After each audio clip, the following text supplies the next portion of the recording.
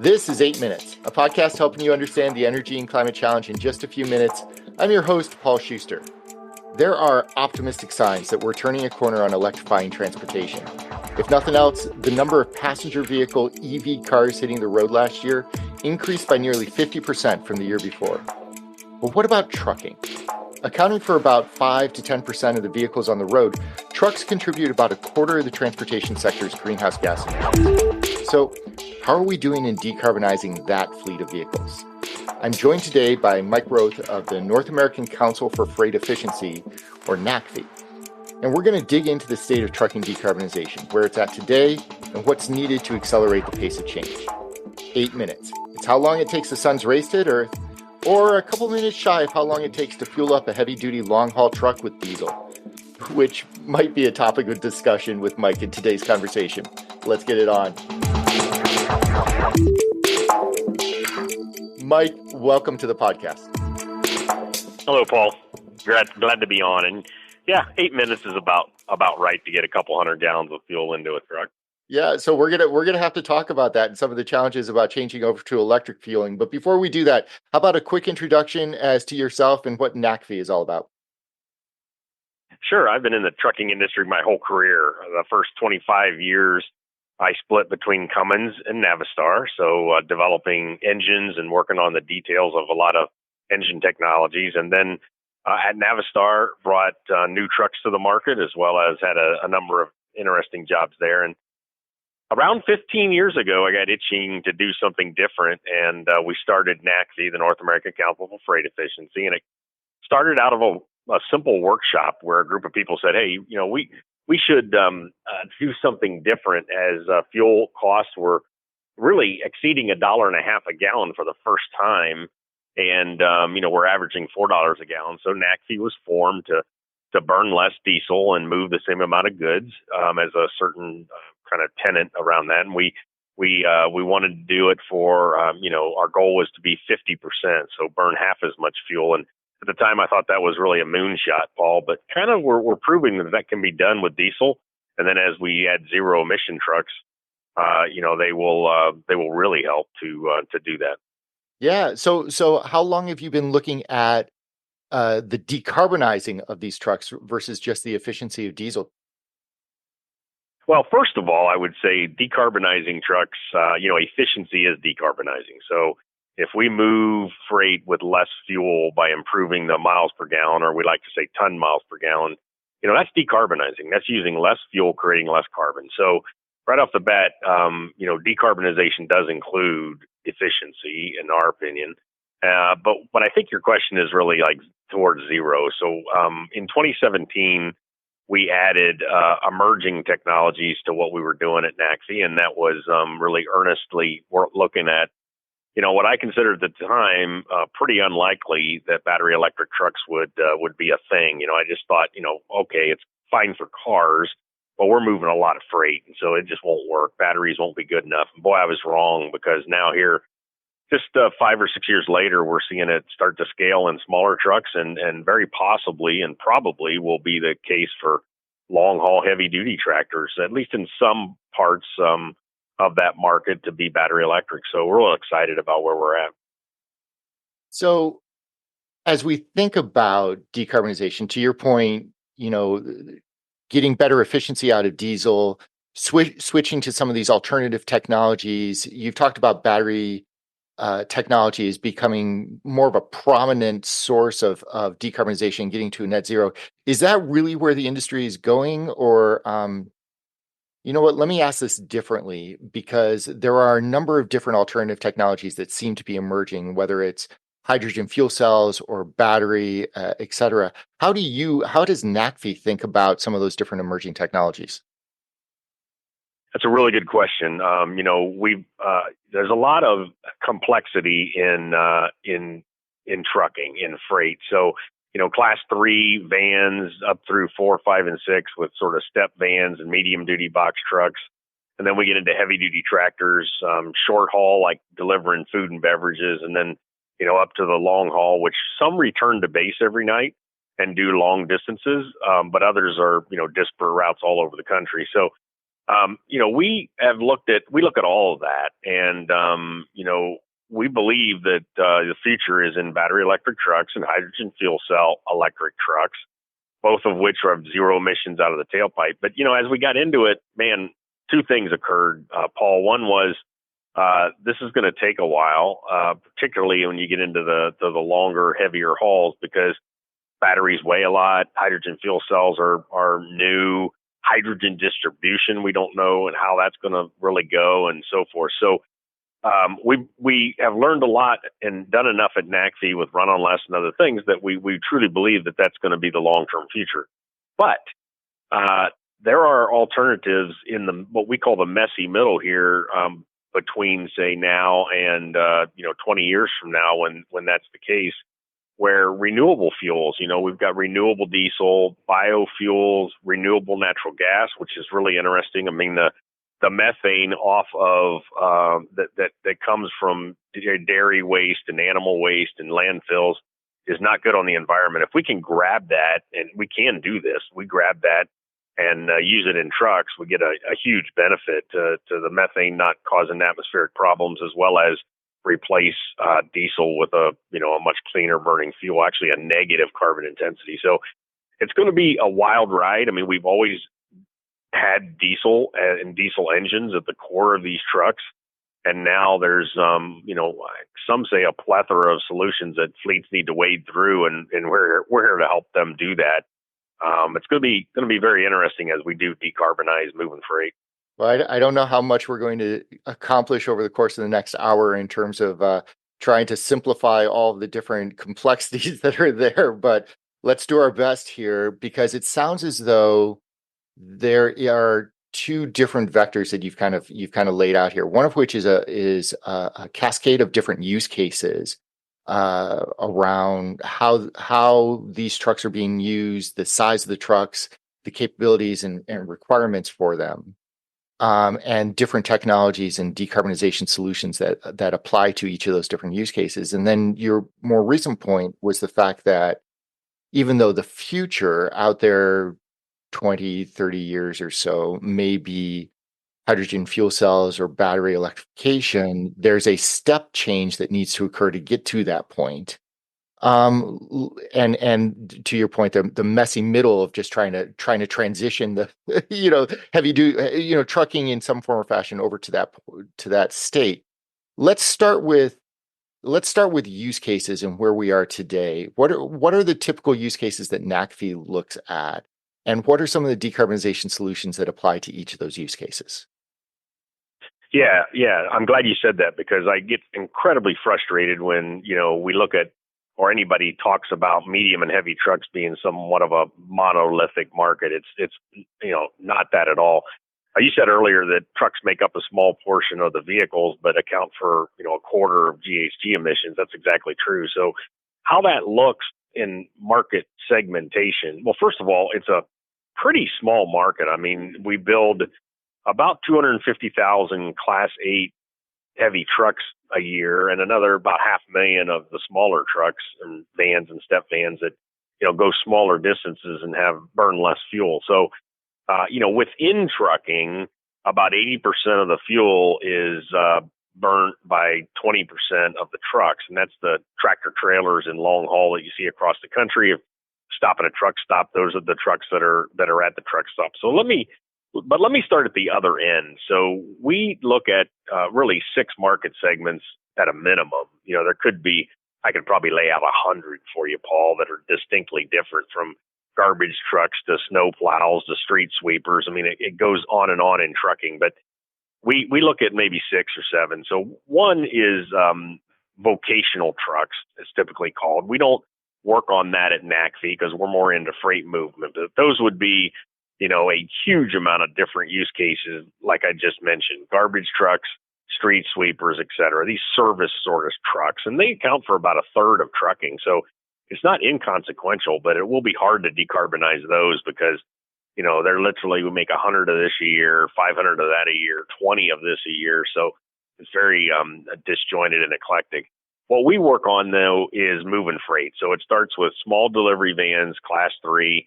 Those would be like 4D transits, Sprinter vans. These are vans that typically are in final mile delivery, but do an increasing amount of delivery as we're going less to stores to shop and more to home deliveries. Then you move up into class like 4, 5, and 6, where you'll start to see what we call step vans. So these are those larger vans.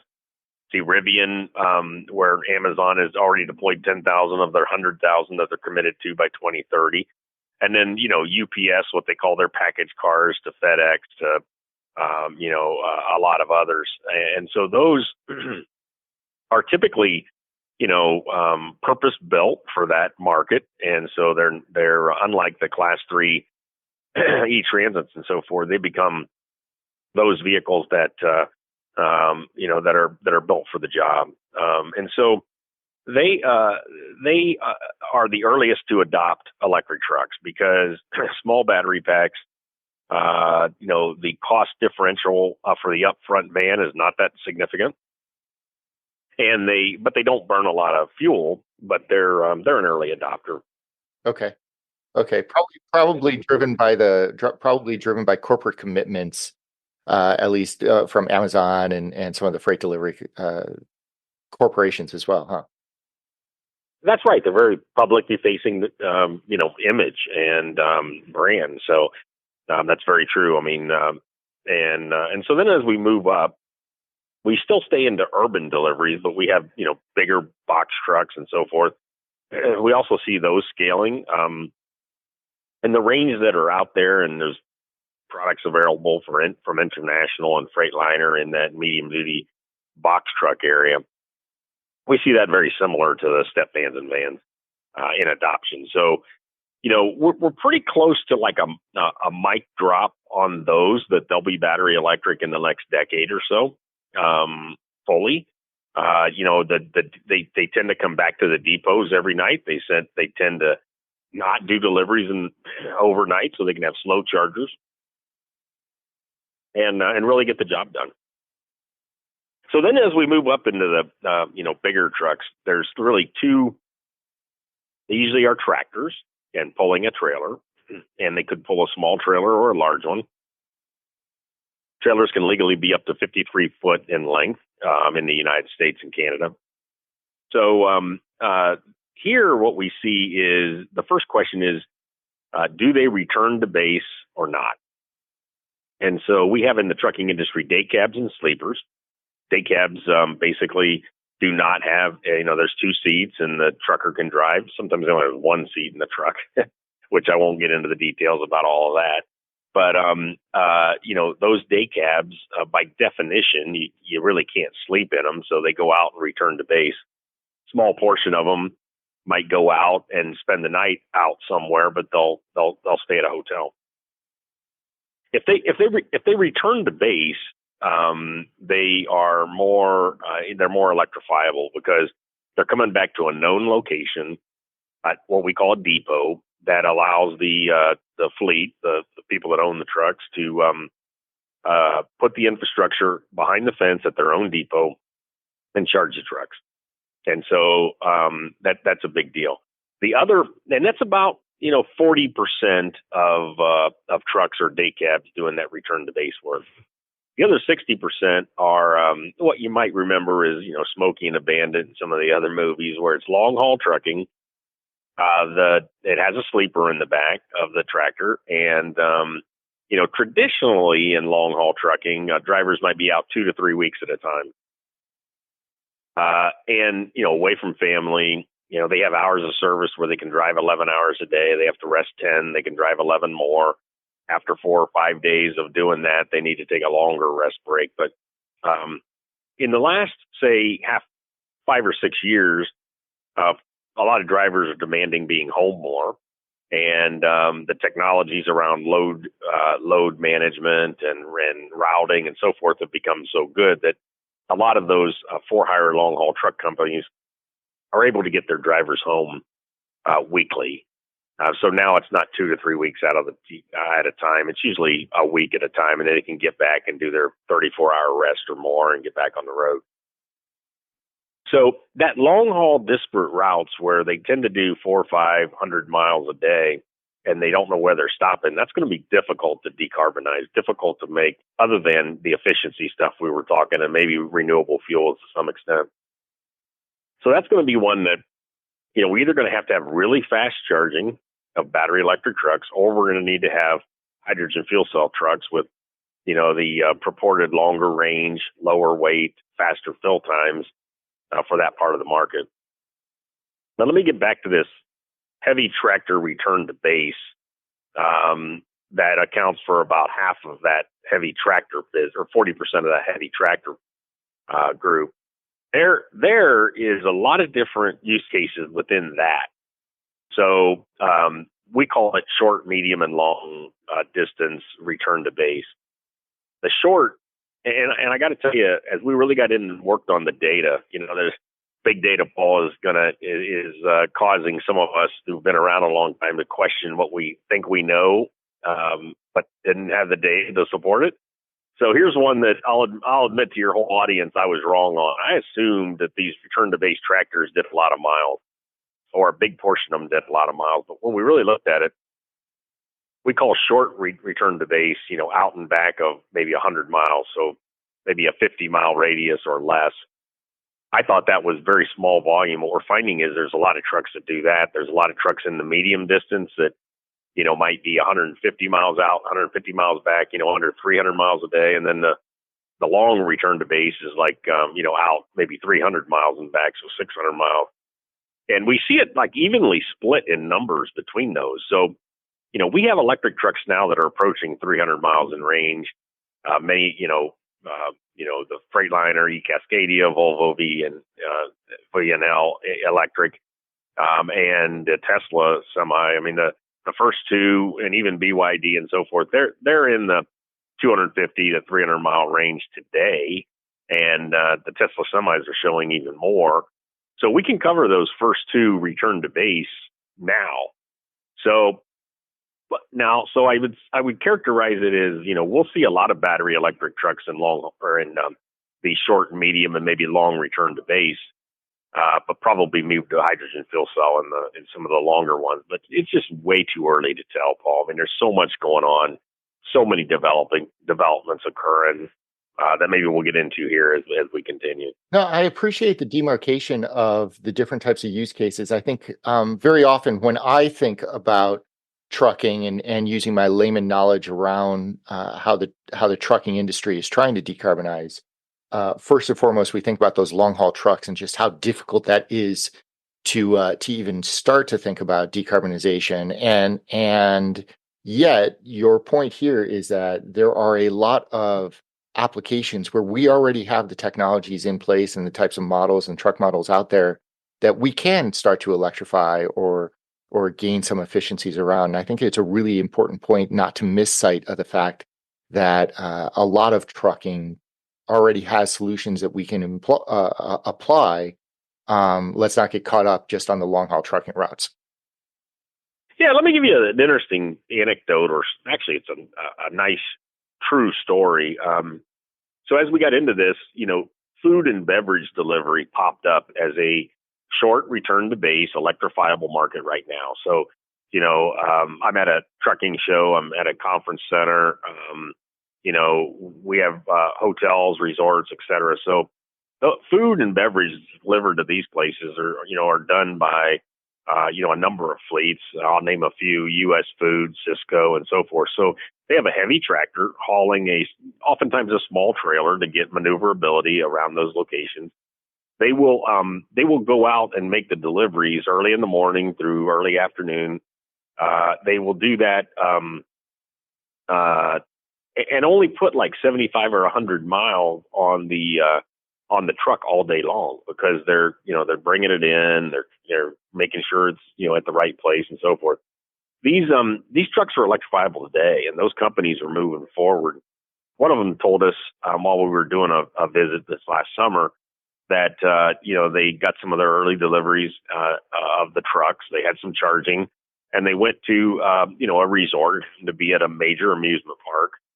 And they got there at like 5 a.m. and with the electric truck. They stopped, they went in, they started to look around. And the driver came back out to do what he always does, get the food and beverage out of the back. And there was a bunch of people around the truck taking pictures, smiling, doing this, that, and the other. Well, it was, people at the resort who just loved the fact that it was an electric truck that had made the delivery. And, they're quiet, so they're not waking the guests up and so forth and so on. But, basically they had not told the company that they were going to make the deliveries on an electric truck. And they actually got a call back saying, "Hey, I saw you delivered our goods with an electric truck today. Our guests loved it. Let's do more of this." So to your point earlier about brands and, there's a real story there that, is a motivator, because I'm sure we'll get into it. The costs of these are, as you get into the bigger trucks, are very difficult to pencil out for trucking fleets. But if they can get more revenue because these companies are asking for decarbonization, then that's a real opportunity in the early days here. Well, you sort of teed it up with the cost. You've already teed it up in terms of range and some of the challenges that we have as we start getting out into longer range. I want to get into some of those challenges around penciling the transition, but just to lay a framework or a foundation for the audience to understand, Mike, you've been talking about some of the different use cases and the small delivery vans and how those are starting to electrify, the step vans specifically around Amazon and their relationship with Rivian, the bigger box trucks, and then all the way up to the short and medium return to base trucks as they're starting to electrify. Give us some perspective in terms of what sort of adoption rates we're seeing so far. And then let's touch on some of those challenges that you're talking about, whether it's cost or range or, the 3 or 4 other things that are keeping us from seeing that adoption really scale. Sure. Yeah. So it's difficult to know, production volumes and purchase volumes by sector right now. So, I mentioned that diesel trucks have been the primary, use case here. So as we get into now these alternatives, there's not good ways. I mean, the federal government doesn't demand that a truck builder say that it was a battery truck or a diesel truck or a natural gas truck. So CalSTART has done some good work here in the early days where they're looking at registrations and other things and figuring out, what's out there. And so recently, within the last few months, they said that there's 17,000 electric vehicles in commercial trucks here, in 2024. So, but let's look at it for a minute because, 10,000 of those trucks are the Rivian step vans. And that brings it down to 6,000 of these. And then you get into, a number of other panel vans. And then there's these heavy duty tractors called terminal tractors that never leave the warehouse yard. They're in the numbers. And so by the time you really get into class 6, 7, and 8 that are the predominant volumes, there only are a couple thousand out there. So, all over the place, and NACFE does it too. We're all talking about electric trucks beginning to scale, but we're at the really early stages. I mean, we're at the 0.1% market share kind of numbers. I mean, we're where passenger cars were 20 years ago. So, so with respect to battery electric, we got a long way to go, and we're just getting started. Now, some of the other alternatives, natural gas, and some of those, we're seeing a little bit more scaling here in the early days, but actually, by the time we get into 10, 20 years down the road, we think that those might actually be going down and being replaced by these more efficient zero emission trucks. Well, let's talk about that a little bit. What's holding us back from adoption right now? Yeah, there's a number of things. So let's stay focused now on the heavy duty tractors, both the day cabs and sleepers that we were talking about. So there are a number of truck challenges, and then there's the big one that we believe is the big challenge, and that is on the infrastructure side. But let me talk about the truck challenges first, and they're really 3. They're weight, range, and cost. So to improve weight and range, we got to add a lot of cost. So these 3, you work on some, and if you want to lower the cost of these trucks, you take batteries out, but now you got less range, and unless you're in that short return to base part of the market, then that's a challenge. So weight is interesting, Paul, because not all trucks gross out, we call it. So you're allowed to haul 80,000 pounds with diesel trucks today, total weight of the tractor, the trailer, and all the freight. For a zero emission trucks, you're actually federally allowed to go anywhere in the United States. You're allowed to go up to 82,000 pounds. So there's a 2,000 pound additional amount. The industry is asking for more. Another 5,000 pounds would be really good. But then we get into some questions about road damage, et cetera. So, but with weight, very few trucks actually gross out all the time. And also not very many gross out some of the time. So there is opportunity that weight really doesn't matter. So, we've done a lot of work with PepsiCo. Their Frito-Lay division, snacks are very lightweight. And so, they want to put much more batteries in their trucks because they don't have a weight problem there. They can't add enough weight. On the other side, on their Pepsi beverages side, they limit out gross out on weight almost every trip, because they can only fill up half of the trailer with beverages when they hit the 80 or 82,000 pounds. But that's very rare. Is there a corresponding question around just the size and density of these batteries, or is that not a Well, I guess it wouldn't be a consideration if you're pulling a trailer, huh? It is, right? So, if you or I were one of those fools that said, cell phones weren't going to become smartphones because the batteries would have to be too big, we'd look like a fool today, right? So I'm not betting against these batteries getting lower cost, higher density, or better performance by size and weight, and really helping us out a lot, right? If we could get, I don't know, I'm not a battery engineer, but if we could get, twice the efficiency or twice the range out of the battery weight, then, we probably wouldn't be talking about very many hydrogen fuel cells in these trucks, but so we'll see. And then we've talked about range. So range is pretty direct to, the efficiency of the whole truck. I mean, better aerodynamics and tires and so forth will require less energy. We've learned that on diesel. We're learning it also how much more important that is on batteries. So the battery electric truck can be more efficient. Battery packs can be better. We can move, the efficiency and increase that and get more miles, and that helps the range. Even things like drivers and how they drive the truck. We'll see 20-30% difference just by how you drive the exact same truck hauling the exact same load. So, if you have a 300-mile range truck and you can get another 20%, that's 60 more miles. That's huge with respect to getting these drivers home and getting the freight delivered.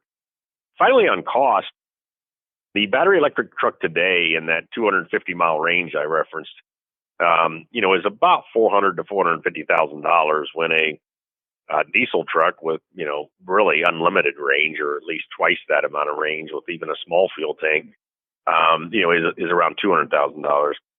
So, and then you've got the infrastructure to put in place. Now, some of these return to base fleets fuel on site today because it's just easier fueling when that truck's coming back every day instead of going to truck stops. But, it's pretty inexpensive to put a diesel fuel station at your site, or even putting renewable natural gas fueling at the site compared with the cost to put in charging systems. So there's both a cost of charging and of the truck itself. That's the upfront cost, but the key savings is in the operating cost of these trucks. So we don't have time to get into a lot of detail, but if you compare, $4 or, who knows where we're headed with fuel price, but $4 or $5 of fuel per gallon times the amount of gallons these companies are using, which is high, versus electricity costs, you can save about half of that energy cost, just generally speaking. Then you got maintenance savings. Drivers love these trucks, so we submit they will have less turnover from fleet to fleet for the electric truck companies. So they won't need to have as much expense hiring and retraining and all of that goes on in our market. So the operating costs are much lower, but there's this upfront cost. So a lot of work to do there to really make them work. Has NACFE looked at what that payback period might look like to think about a $400,000 investment? Yeah, Yeah, it's a real timely question because there's proponents and as you can imagine, there's proponents and opponents, right? So I could show you detailed what they claim are scientific reports on the cost of these trucks, where ironically, the proponents publish these reports that say, here we are, we have cost parity now, which is ludicrous. And we have opponents that are saying, this is crazy. All goods that we move with electric trucks are going to cost more. And, this they will never pencil out, and this is silly. And so there's everything going on. We submit there's a couple things here. One, it's really nascent and early, hard to do. We only have a couple thousand trucks out there, so many of those cost elements we can't verify for years. And there's just opportunities for this to improve, all over the place. But it's really difficult to get to the specificity that your question has, even for you, let alone the people buying these trucks.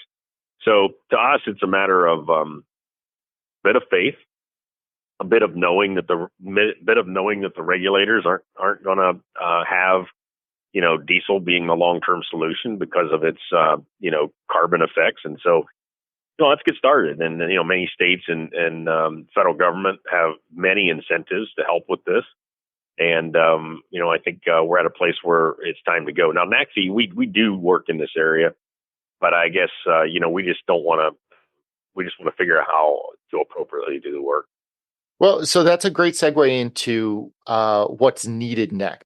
You've laid out some of the different challenges around weight, range, cost. Obviously, is this really a technology issue? Do we need to see some of those upfront costs come down significantly?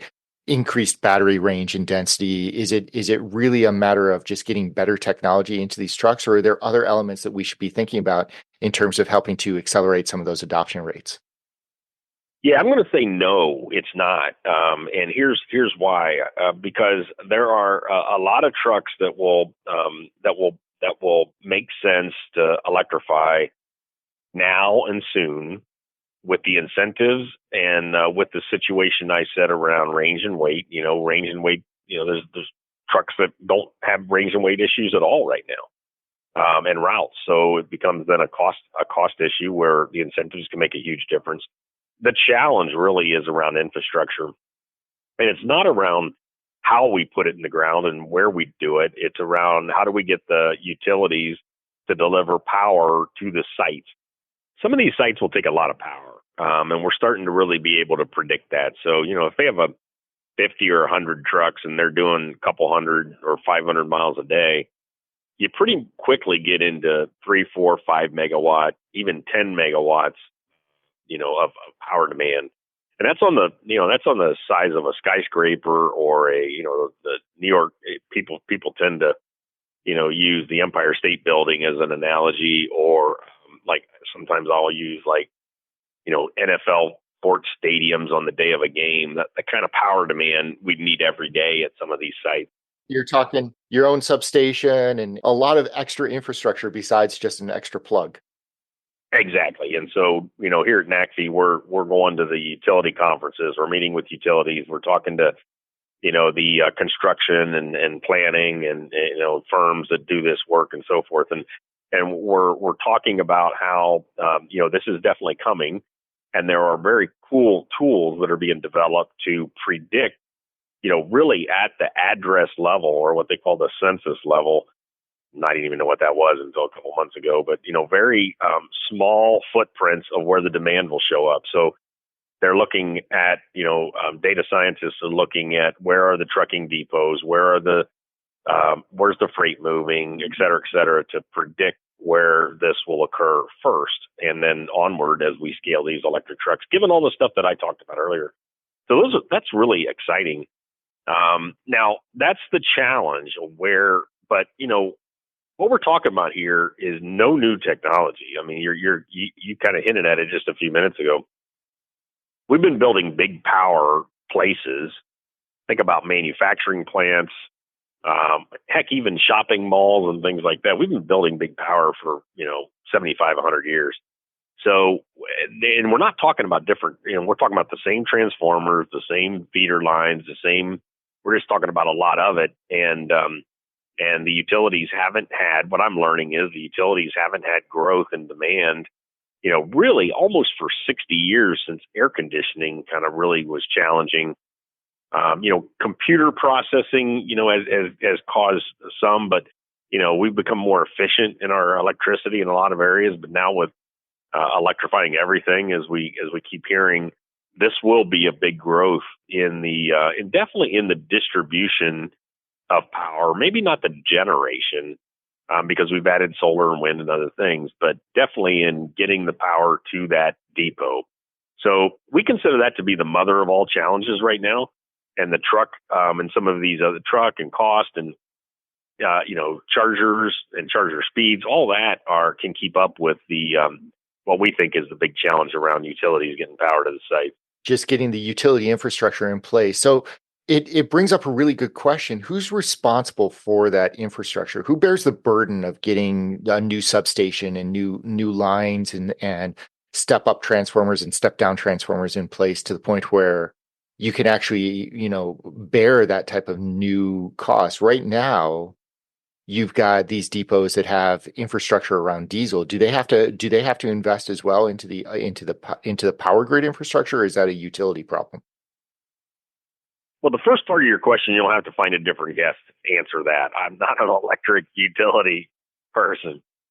I do think, though, that the fleets, to the latter part of your question about who's going to pay for this, the fleets are open to burdening some of the cost of getting the power to the site. So whether that's a unique substation for them that's just outside of their fence, or whatever's needed to get the power to them, and they're willing to be very collaborative with the utility to make that happen. So, but I don't think we're quite there yet. I mean, really now it's kind of, we're trying to, the trucking industry, as they work with utilities, they're trying to do stuff in a much faster way than the utilities are used to. So let me give you a point. The truck OEMs are openly saying they can build you and get you delivery of electric heavy duty tractors, Freightliner with the E-Cascadia and Volvo and so forth, in 4 to 6 months.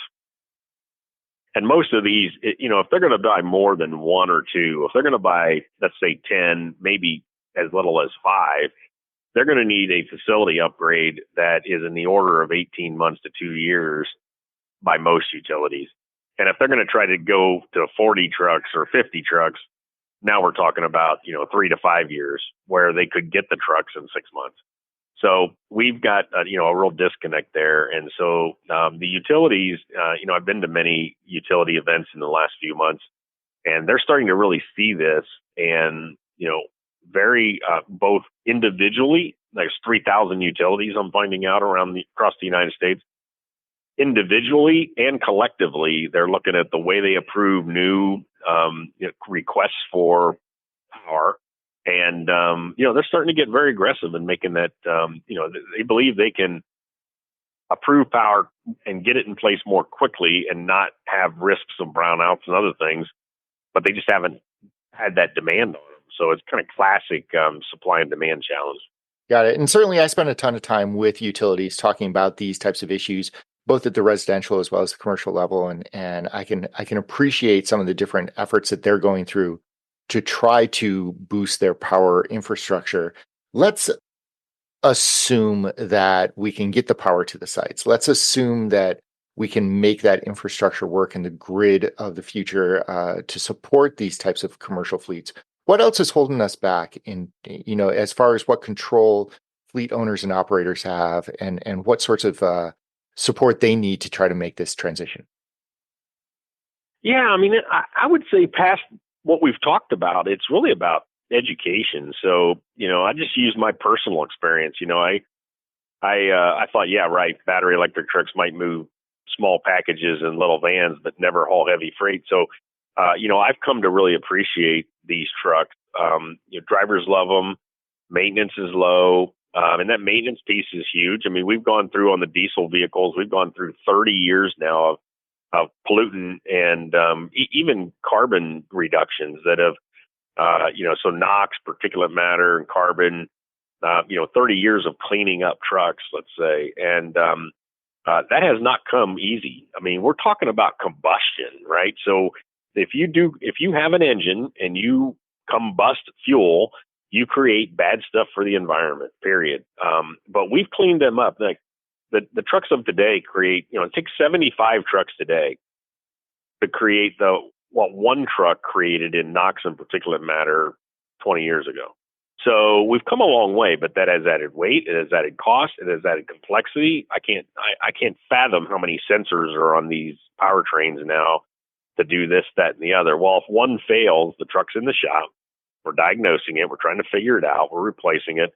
So my point is that, these trucks will have much higher uptime, much lower maintenance problems, and that's a really good thing for our industry. So I think to answer your question, I think it's really about education and learning and experiencing these vehicles. And we've got duty cycles and use cases that will allow us to progress that, and the whole industry will learn. So I think we've covered the challenges.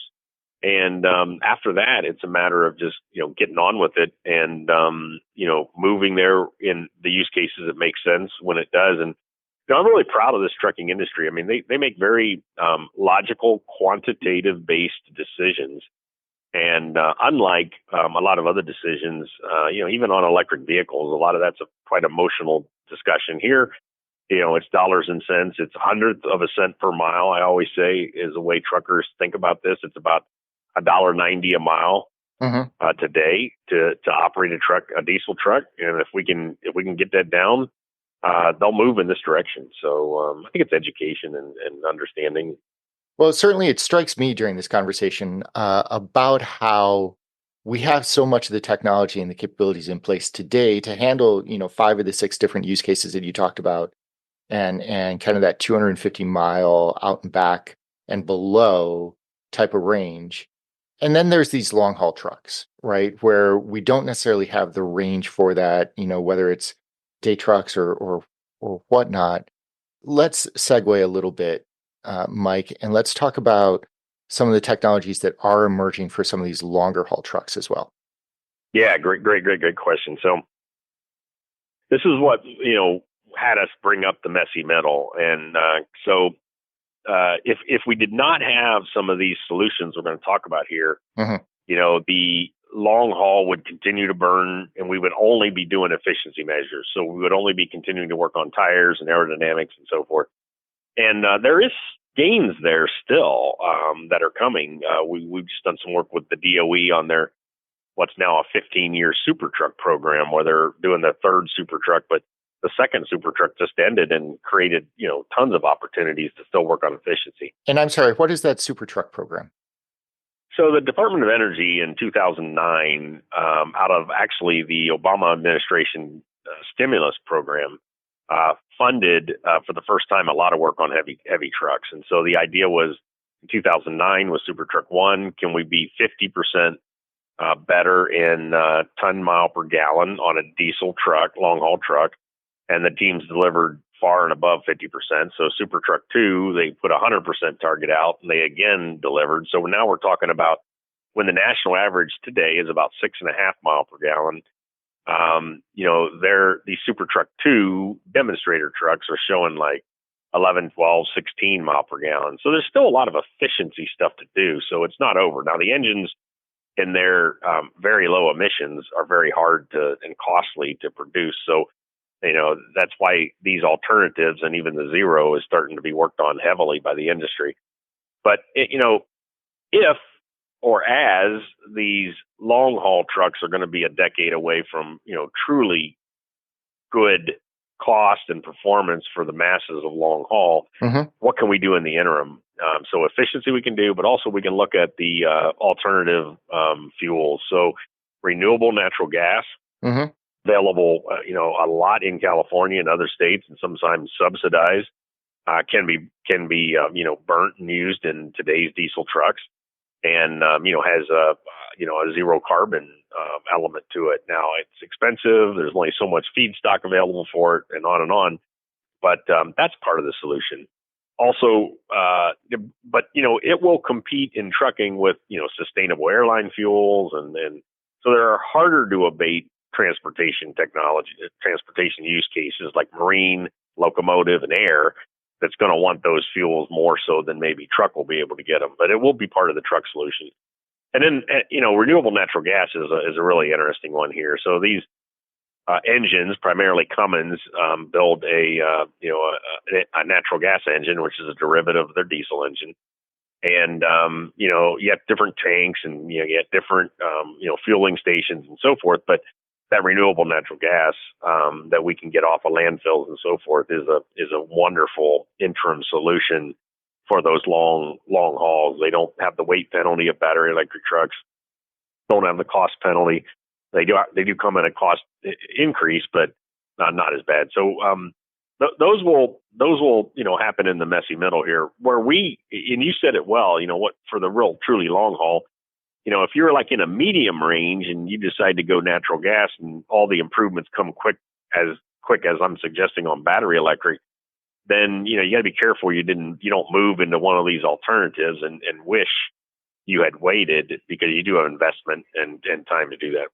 So, certainly the medium range and the small range, we have the technologies. It's really around education, cost, weight, range.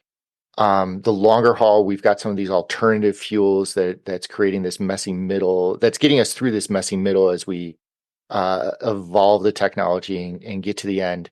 Mike, I'm going to put you on the spot. The next 10 years of trucking, as you see us evolve and adopt and change and transition, paint a picture for us. What does the next 10 years look like for the trucking industry? Yeah, I'll do my best. And in some of these comments, I'm more confident than others, and you'll hear my voice quiver. You'll hear my voice quiver or slow down when I don't have as much confidence. But I think for the short and medium range, battery electric will win for lots of reasons. I mean, they're so quiet, they're efficient, they're simple, and they're going to win out. And we're going to see that happen maybe quicker than even some of your listeners or our listeners are going to think. I think then, it starts with like a postal service and then moves all the way up. I think then as we get into, bigger trucks, longer distances, the cost, the weight, the range challenges become pretty big. Though as we move up through that and into the long haul, some of those that look like it's going to take a good while for either battery electric trucks, hydrogen fuel cell trucks to really work. They'll look at some alternatives that fit for them with their truck and engine supplier, as well as at the fleet level, to look at renewable natural gas. We haven't yet talked about hydrogen being burnt in an engine, which is possible. And so there, you kind of work on the infrastructure of hydrogen. Mm-hmm. with a truck that's got an engine in it burning it, and then ultimately, move to a truck that's got a fuel cell in it. I think as we go through time, the real question will be, how fast can we charge these batteries? How smart can we put that fast charging infrastructure around the country with, what's basically called, battery electric truck corridors, mm-hmm. and how we can scale electricity, because as we talked, scaling the distribution of electricity is something we're using the same technology we did doing that 50, 60, 70 years ago. It's not a technology problem. That's just a project management to get it done to these sites.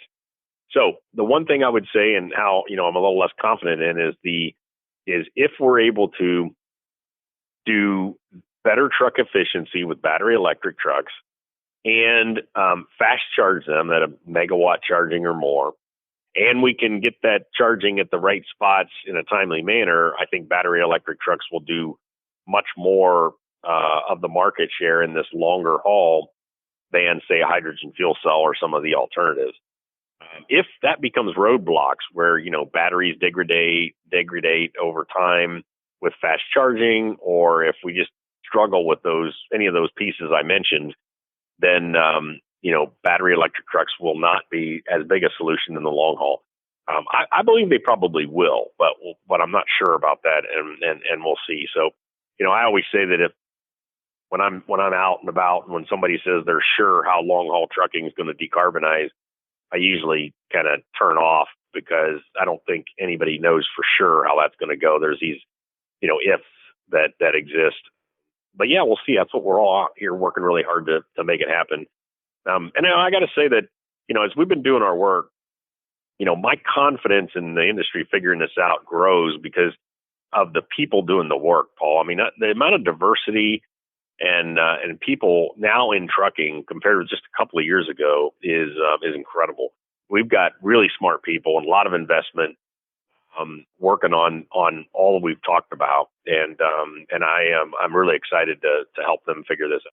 Well, as you said very early on, we're right at the front edge of trying to figure this out. It's an evolving market. To your point, nobody has all the solutions already figured out. Otherwise, it would be easy.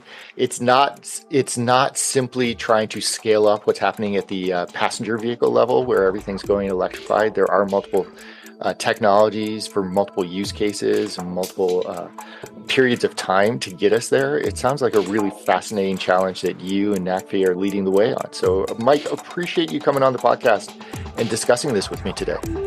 It was my pleasure. I enjoyed doing this, and you asked me some great questions, Paul. Well, I appreciate it, Mike. Thanks a lot.